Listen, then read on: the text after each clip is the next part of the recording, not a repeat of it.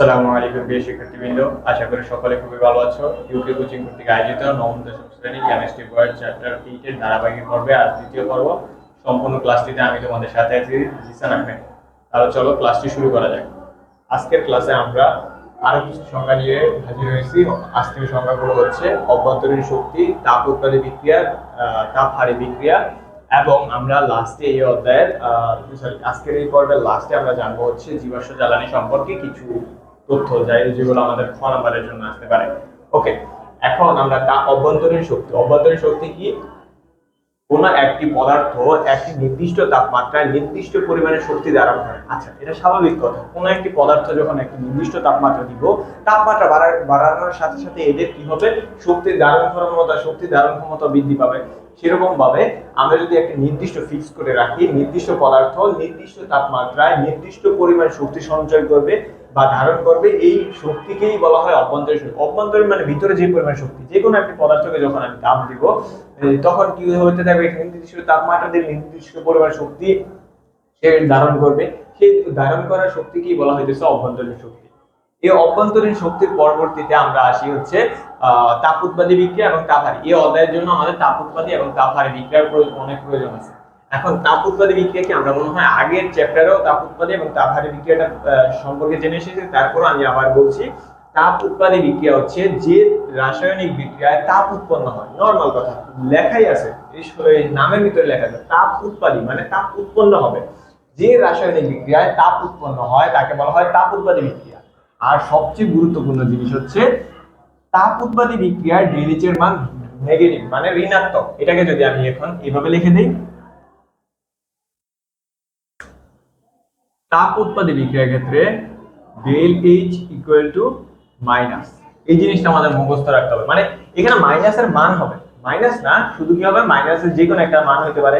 যেমন এক্সাম্পল হিসেবে আমরা এখানে লিখছি মিথেন। মিথেনের সাথে কি হয়েছে? অক্সিজেন যদি যুক্ত করি তাহলে কার্বন ডাই অক্সাইড আর জলীয় বাষ্প তৈরি হবে, সাথে কিছু পরিমাণ শক্তি। এখানে তো প্লাস দেওয়া আছে। প্রশ্ন আসতে পারে এখানে যে, এখানে তো আমি বলছি তাপ ডেলএইচ এর মান মাইনাস, কিন্তু এখানে তো বিক্রিয়ার ভিতরে আমাদের কি দেওয়া আছে? প্লাসের মান দেওয়া আছে।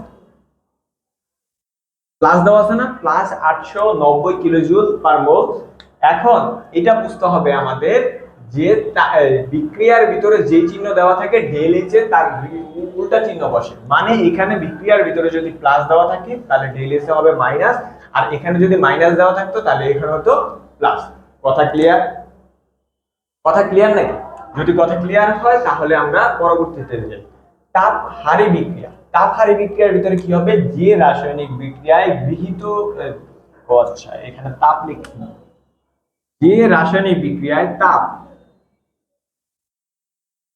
যে রাসায়নিক বিক্রিয়ায় তাপ গৃহীত হয় তাকে তাপ হারি বিক্রিয়া বলে।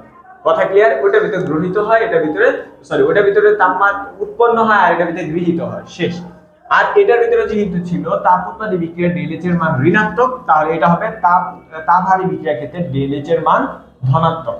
এখন এটাকেও যদি আমি এখানে লিখে দিই, del H equal to plus. কথা কি ক্লিয়ার? তাহলে এখানে কি থাকার কথা ছিল? ঋণাত্মক। এখানে লিখছি দেখে, ওকে, এটাকে আমাদের সুবিধার্থে আমরা ওই পাশে লিখি। আমি লিখতে পারি -176.8 কিলোজুল পার মোল। তাহলে এখান থেকে মুছে দেব। ওকে, তাহলে এটা কি হলো? যে তাপ হারি বিক্রিয়ার ক্ষেত্রে আমাদের ক্যালসিয়াম কার্বনেটের সাথে বিক্রিয়া করে calcium oxide, carbon die oxide এবং হচ্ছে এখানে কি উৎপন্ন হয়েছে? -176.8 কিলোজুল পার মোল শক্তি উৎপন্ন হয়েছে। এখন এখানে যেহেতু মাইনাস আছে, তাহলে আমাদের এখানে কি হবে? ডেলএইচ এর ভিতরে প্লাস হবে। আমি এটাই বলেছি যে একটি বিক্রিয়ার ভিতরে আমাদের যদি ধনাত্মক মান থাকে তাহলে ডেলএইচ হবে ঋণাত্মক, আর বিক্রিয়ার ভিতরে যদি ঋণাত্মক থাকে তাহলে ডেলএইচ এর মান হবে ধনাত্মক।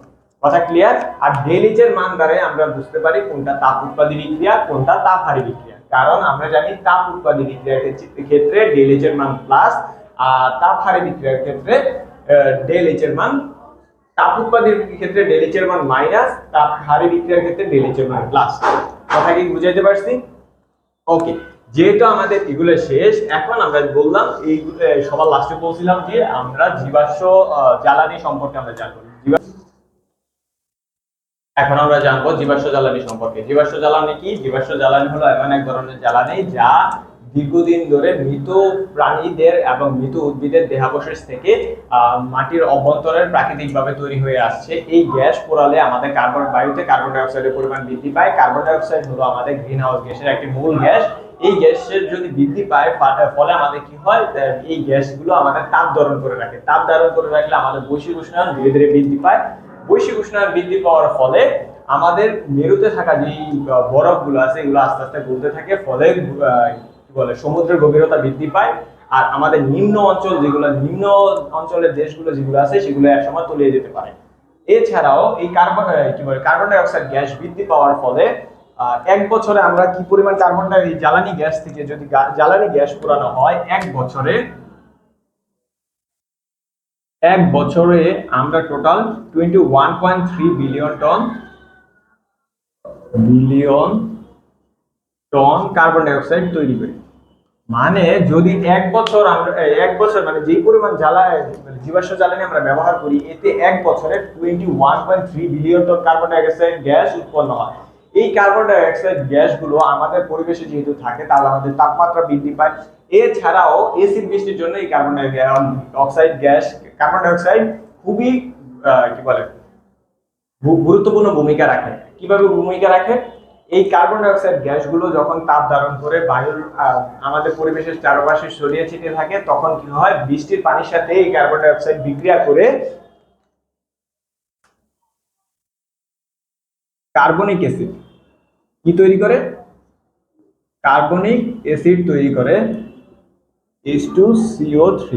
এই যে কার্বনিক অ্যাসিডটা তৈরি করে, এই কার্বনিক অ্যাসিড আমাদের এই কার্বনিক অ্যাসিড যখন আমাদের ভূপৃষ্ঠে পতিত হয় বৃষ্টির পানির সাথে, তখন আমরা এটাকে অ্যাসিড বৃষ্টি হিসেবে বলি। অ্যাসিড বৃষ্টি আমাদের উদ্ভিদের জন্য যেরকম ক্ষতিকর, সেরকম আমাদের প্রাণীদের জন্য এই অ্যাসিড বৃষ্টি খুবই ক্ষতিকর। এই সম্পর্কে আমাদের বইয়ে আরো ডিটেলসে আছে, সেগুলো আমরা একবার রিডিং করলে আমরা এই সম্পর্কে সবকিছু জানতে পারবো। তাহলে আজকের ক্লাসটি এই পর্যন্ত। সম্পূর্ণ ক্লাসটিতে সাথে থাকার জন্য সবাইকে ধন্যবাদ। আল্লাহ হাফেজ।